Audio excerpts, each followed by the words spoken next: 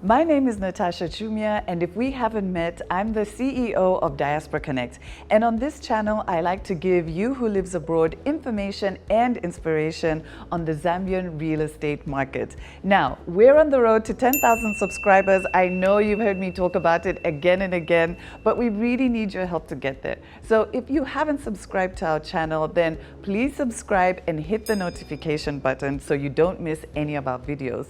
Also, we have a Facebook group where we talk all things real estate. So if you would like to take the conversations that you see in these videos further, then please go ahead and join our group. In fact, Ngosa Nkandu is going to have a special tip just for our Facebook group community. So make sure that you go and request to join us there. Now, in today's video, I'm speaking to Ngosa Nkandu of Kingdom Real Estate Agency, and he's going to tell us all about property management. He's going to show us how he eliminates the stress that comes with property ownership. He's also going to talk about how he screens tenants on behalf of his client landlords.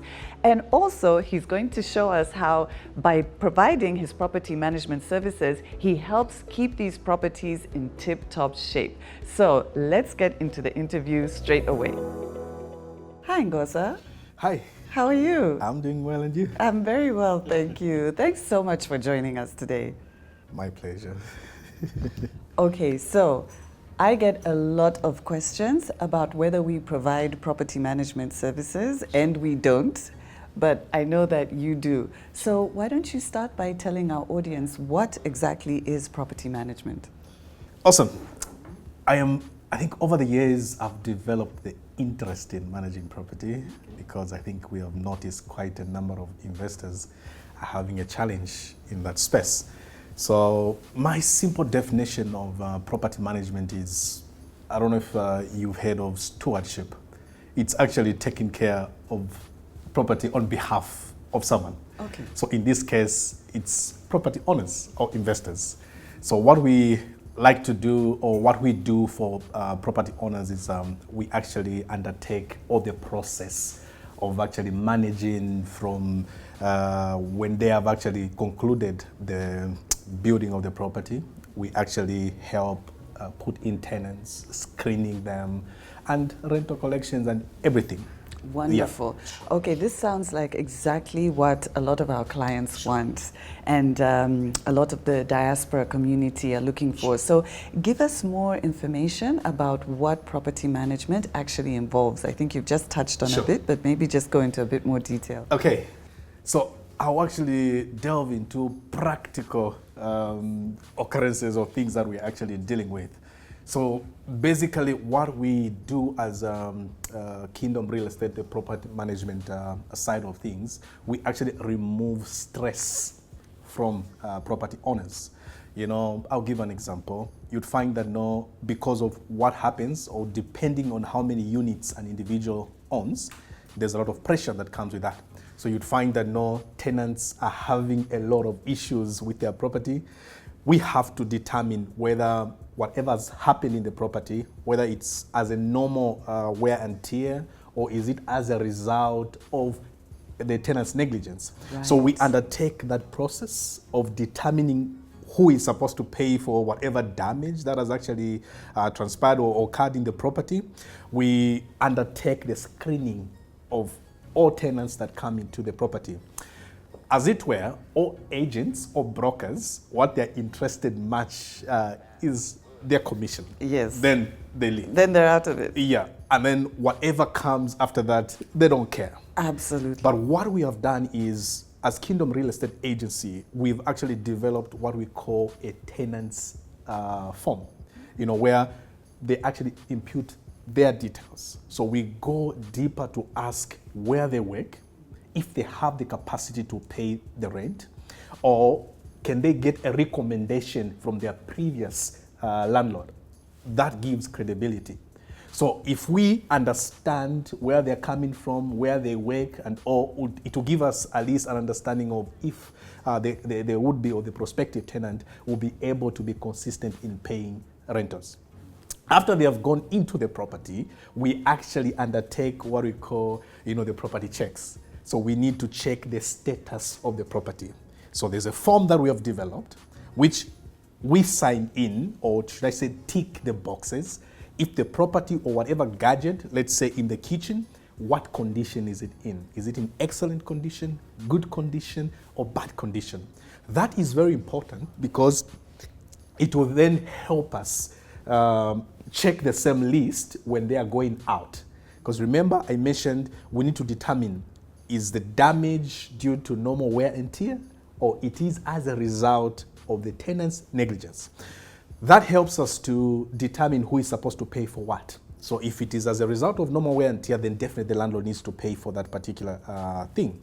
But if it's as a result of the negligence of tenants, then the tenant is actually supposed to pay for that cost. So that at least at the end of the day, the property owner retains their profit, because it doesn't make sense. A tenant pays rentals, then all the rent is going into maintenance or dealing with other aspects. I really like what you're saying. Sure. First of all, the aspect of removing stress. Sure. Because I think that it doesn't matter whether you have a simple cottage Sure. like me, or if you have, 10, 20, multiple units. Sure. Having a tenant can be stressful because, they have demands and they expect you as the landlord to respond to those demands. So I know, especially for our friends in the diaspora, that aspect of taking away the stress will be very important to them. The other thing that I want to ask you is the issue of actually screening tenants. Sure. Because I know in this market it's not so common. Yep. Yeah, so, and I remember we had a comment on our YouTube channel Sure. from one of our friends in the diaspora who said that in Zambia, you guys just let anyone into your properties. Here where we are, they screen us. Yep, true. So can you tell us why you started that practice? Okay, we noticed over the years, a client would come, they would want a property, definitely. We signed the lease agreements without doing the background checks and all. But down the line, they begin to default on their rentals. We realized that, I think there was a trend that came in where someone would pay rentals for a particular person. But now, if they were in a relationship, definitely, and that breaks, then the person actually doesn't have the capacity anymore to continue with that. Then we noticed a number of people, when they come into the property, they will be able to pay the initial maybe 2-3 months upfront, such that they are cleared. But after that, they begin to default or delay payments. We realized that a number of people were changing jobs without informing us, which is something that is expected. But as a landlord or as a property manager, I need to be aware of those things. That's why when I notice that I'm having defaults, because you signed that form, I'll be able to check with your employer, just to double check, is this person still working with you? Or this person is actually has defaulted for 12 months. I'll give you an example. I have a client, we are still pitching them. They have a number of units. But it will interest you to know that because he's busy, he actually has almost about 4 tenants that did not pay him for one, I think, over a year, the other one 8 months. So when he went through his books, he realized that this person did not pay. When they started chasing them, they actually changed jobs and they were fired somewhere and all. So you'd find that, no, those are things. Now, how do you begin to follow up on your rent? The current situation that I'm actually going through right now, I took over a unit of about 17 units. I realized that there were a number of inconsistencies and all with tenants not paying rent. So what we did is definitely we took the legal way, one of the legal way, not lawyers definitely. So we actually wrote to the tenants indicating that no, they owe us this much and all, and so that they can acknowledge the debt. Then later on, definitely we told them, we gave them a period of time to clear their balances, But we realized that after sitting down with all these things, these are common things. It's either they changed jobs or somebody was paying for their rent, but now they no longer pay. So that actually helps us to know the credibility of a tenant. That's fantastic. So how now do you deal with some of these difficult tenants? Sure. I'm sure our property owners, especially our friends abroad, would like to understand that, because you've talked about, okay, the tenant is not paying rent, but sometimes you can have a tenant who's paying, but extremely difficult. That's true. How do you deal with those difficult tenants? So how we have actually done, why actually property management is an integral component in real estate investment is that you don't want to, some that are able to actually meet up with tenants one-on-one, we allow you to do it, but you'd find that at some point I recommend you move out so that you are not the focal point or the focal person that they actually meet, because now there's familiarity. I'll give an example. You might have actually gotten maybe your colleague to be in the cottage. If they default, are you going to folloll them up strictly? It's awkward, no, isn't it? It will be awkward. Yes. But if there's a property manager in between, lack of a better term, I don't care. All I care about is the landlord getting their return on their investment. Because at the end of the day, the landlord is not running a charity organization. They need to actually meet their day-to-day cost. You getting me? So I'll need to make sure that rent is gotten. So definitely we engage, because these are our clients. Will not be as harsh as it were, where in the compounds you find your house has been actually locked or they have changed the padlock. That is definitely against the law according to the Rental Act. Yes. But what we do is definitely we engage with the client. Engage with them. Why are you defaulting? Is there any challenge? When can we expect your rent? We give it as a warning. The second time, definitely, we need now to write a letter. Listen, we've noticed that you have not been paying your rent. We are giving you, as per legal recommendation, as per lease agreement, we give you a month's notice to vacate. But upon vacating, you need to clear your balances. So the person acknowledges, and then we sit down again with them. If we notice that, okay, they are not actually complying, truth be told, I would love to say that no, most of the properties, it's smooth, but it's never as smooth. Like we just indicated, somebody might be actually in a good paying job, but down the line they lose their job. It's something that they did not plan for, but it has happened, But it's something that we sit down with truth be told, we actually even advise our tenants or our clients to say, listen, if now that you have lost your job, it's important you either downsize or look at something that is manageable for you, because what you're currently renting is beyond your salary or beyond what you're able to do. So we actually dialogue and make sure we sit down with the tenants. I really like that approach. Sometimes when it comes to these money issues, it's better just to be frank and honest, and then find a way that gives you some breathing space. Okay. So I also want to ask you about a lease agreement. How critical is that? Because sometimes you find people want to get into an informal arrangement over something as important as property. Sure. With my experience with the lease agreement, it's very important. It doesn't matter whether it's in the compound, in my opinion, whether it's in the low, middle, or high-end residential places, you just need to get into an agreement. That comes in handy in case there are those conflicts that are arising. You'd find that question is that if you want to evict that tenant, on what basis are you evicting on? Or if they have an obligation that they are supposed to undertake, on what basis are you going to enforce that obligation?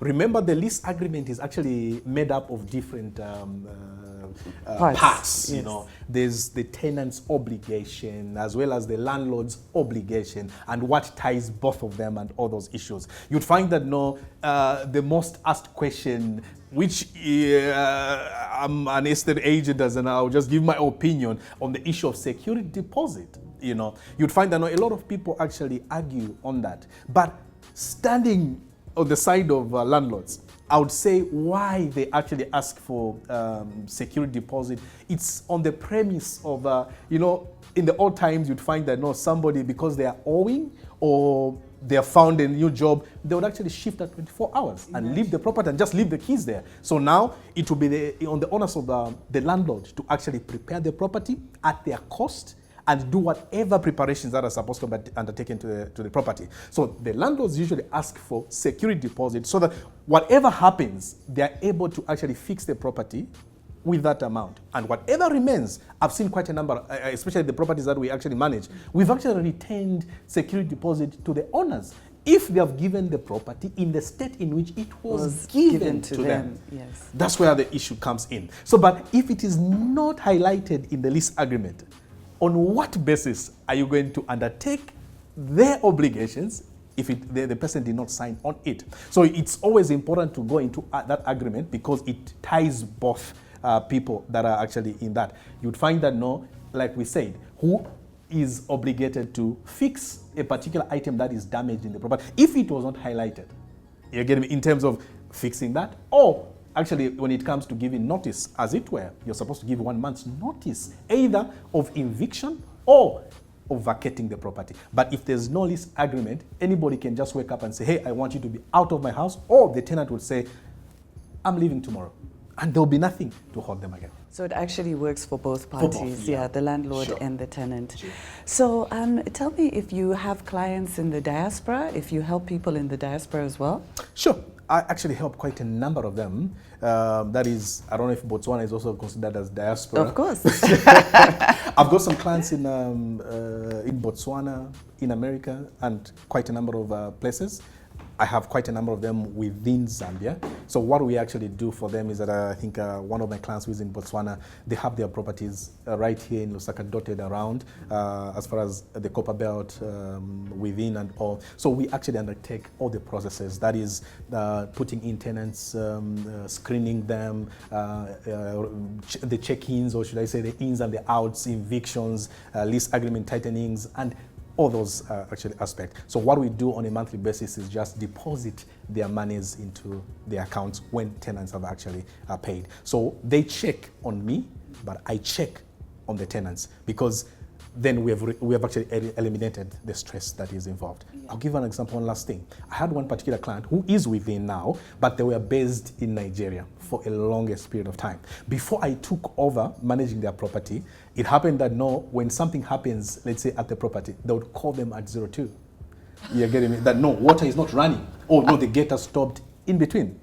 Because when you have a number of units, you actually deal with a lot of issues on a daily basis. You'd find that the gate motor stopped working. With this load shedding, you'll find that if it's more than 8 hours, the battery life is actually expired. So you'll find that you need that gate to be put either in manual or on auto. So those are issues. When you talk of the tanks, so because of the boreholes and all, because of the going and the coming of power, you'd find that there's that the power deficit. Working, yes. So you'd find that it's not pumping, and then people cannot stay without water. That needs to be fixed. So somebody has to call you so that you can fix it. But imagine you are in the diaspora, the difference of hours, it might be noon here, but maybe where you are, it's actually evening. So now, how do you coordinate the works? But if you have somebody on the ground, I receive calls as late as 01, 02, 03. Why? It's because somewhere a gate has stopped and I need to go and deal with it. Yesterday, I attended an event somewhere. I was getting home at about 22, 23. I forgot that at one of my particular properties, the caretaker had an emergency, so they went to their home place, but there's no one to actually close the gate, man the place and everything. Immediately I had to dispatch somebody from my team to go and handle that particular issue. Imagine if you are the landlord and you are in the diaspora, how do you handle that? Exactly. Sure. So I love that. People are going to really, really appreciate this Sure. information. This is exactly what they needed to hear. Now tell me, Ngosa, do you only deal with long-term tenants, or do you deal with short-term stays as well, like Airbnb? No, we actually deal with everything. That is from retail, commercial, residential. I have actually a different portfolio. So we've got actually furnished apartments under Airbnb. We've got students' accommodation. We actually run, or should I say, manage a boarding house in Silveres, just near the university. We've got over 32 students there.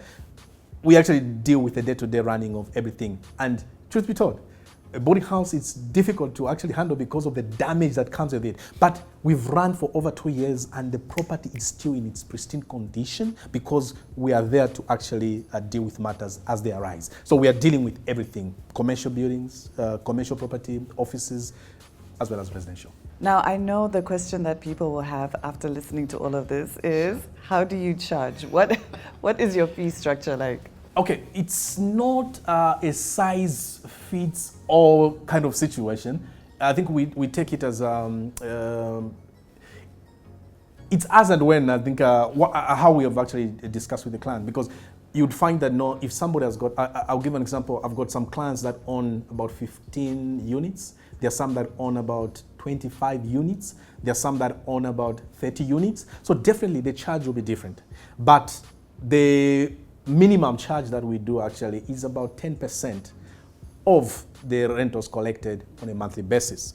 But like I said, it's not a size fits all. You'll find that we'll look at the monthly turnover and then look at the obligations and all those issues. Then we might actually maybe agree to a fixed amount or an agreed amount as compared to the 10% of everything. That is one. Or two, I'll give an example. Let's say there's one client, I had to turn that down because I'm in Lusaka, my office is in Kabulonga, but their property is deep in one place, which is down Chilanga. You're getting me? So now, and the rental price was lower. If so I charge a 10% of that, it was not making sense because my going there just to check on the property and do whatever, it is more than that. Then two, if I charge more, it won't make sense because the rental amount that they're getting is low. Right. So what I had to say is I brought these concerns and told the client, I would love to take on your property, but it won't make sense on your end if I charge you more, and it won't make sense on my end if I still maintain the price or charge a little lower. Yeah, so it's based on a scenario. Okay, yeah. All right.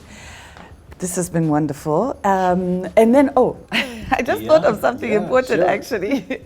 So how much should property owners be retaining for maintenance of their property?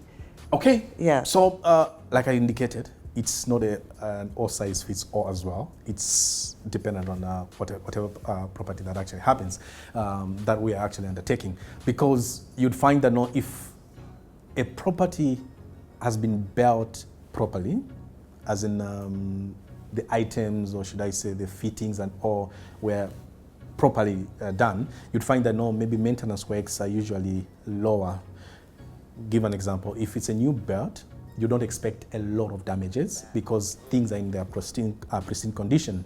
Unlike a property that has had quite a number of tenants or the quality of the build was actually compromised, you'd find that like the things that we usually do on a daily basis are plumbing works, electrical works, and these other gadgets, because maybe the geyser has been working over time, and the issue that we're having in Zambia, it's actually calcium issue. So you find that you do not take time to actually clean the geysers, so you find that they're clogged and all those issues. So they actually burn up the elements and all those issues. So you find that those are actually done almost every after in a month and all those issues. So you'd find that it depends. If the property was compromised, then definitely the maintenance cost will be actually high. But if it's a property that has actually been done up well, you'd find that within the first 2-3 years, there would be perfect or less costs. Then as you go, that's when now you begin to have quite a lot. And one thing that actually we do now, we've actually implemented,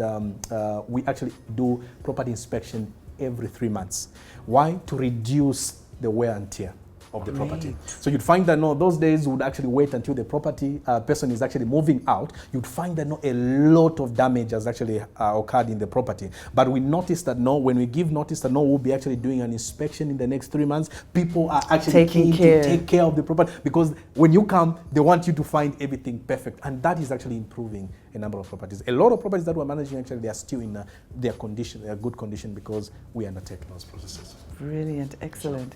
Okay, so now tell us about yourself, Oh. Ngosa. Tell us who you are and how you got into this business. Sure. So I'm Ngosa Nkandu. I am the CEO and founder of Kingdom Real Estate Agency. I began this journey, I think that was about 15 years ago, as an estate agent. We were actually just doing the normal sales and rentals, that is both low and middle end. But later on, I think after going through the trial and error in the sector, I started improving myself. Actually, you know that I've digested quite a lot of your content, if not all. So in other words, you qualify to be my mentor. Yeah, because I think quite a number of things. I think 15 years ago, I didn't have anybody that could actually mentor you in the real estate space. I had a few people, but it would be just, they were also trying to get their feet into the game. So they didn't give me much. but in consuming quite a number of content that is in the United States of America, a number of agents that I follow and all those issues, I started improving myself. And actually that's how I noticed, or should I say discovered, these other areas that we could actually venture in. So aside the real estate agency, we actually have the property management, which we've actually been doing for I think about 10 years now. You know, so we brought in that. We have the coaching program where we actually help agents or upcoming agents to actually perfect their craft, to become professionals, and just how to strike the deal. So, yeah. Fantastic. Basically. Thank you so much for this interview. It has been fantastic. I know so many people watching it will have gotten so much value. So tell people how they can contact you, because I'm sure after this you'll get a lot of inquiries. Sure. So I think what I've done actually, it's something that I'm dealing with. I am the contact person for all these things. Okay. So the difference with our service is, I know we have big players in the market. The question that I usually ask whoever the prospective client of mine is, call me and call the other agency at 24 hours. Let's see who is going to pick up the call. And trust me, call me at 01, I'll pick up your call. I don't know Call if your me at wife 03. likes that very much. She actually, thank God I married a good wife. She understands my operations. There are times that actually, because on all property groups, because what we've done is for each particular property, we have a WhatsApp group just for easy communication in regards to the property. So we don't bring any other issue. I know people love Manu, love Arsenal and all, but we don't bring it in those things. So it's just for information purposes. And I've added that on all platforms. So she knows what is happening at what particular time. So if she gets a message when I'm actually not available, she will actually be able to respond and get no. Amazing. He will be able to call you back. He's maybe in class or he's attending to something. And or when I'm leaving at 01, like 02, she knows where I'm going. And obviously, because we are Christians, so she will begin to pray for my safety as I go and all. So yeah, it's perfect. So they can actually reach me on my mobile line. I think we'll be able to put it on the screen. We'll put all the information on the screen. Then and then they can actually go to our, that is our Facebook page, that is Kingdom Real Estate Agency Limited. I think they can actually reach us there as well. Wonderful. Sure. Thank you so much. Thank you for being here. It was a pleasure being here. I hope you found that interview useful. Ngosa had so many great tips about how they can eliminate the stress of being a property owner and dealing with difficult tenants. Now, he has a tip especially for our Facebook group community. So if you're not in our Facebook group, go over there and make sure that you request to join us so that you can hear the tip that he has just for you. Now, we're on the road to 10,000 subscribers and we need your help to get there. So if you haven't done so already, then please subscribe to our YouTube channel and hit the notification button so you don't miss any of our videos. And if you did find this video informative and useful, then please share it with one Zambian in your community. Otherwise, if you want to get in touch with Ngosa, then please use the contact details below this video. And if you would like to connect with us, then we would love to hear from you as well. Otherwise, it's bye for now. So I hope you found that video useful, and I hope, sorry, I want to start again. Intro, take 2. We also have a Facebook group where we talk all things real estate. And in fact, we have a special tip from you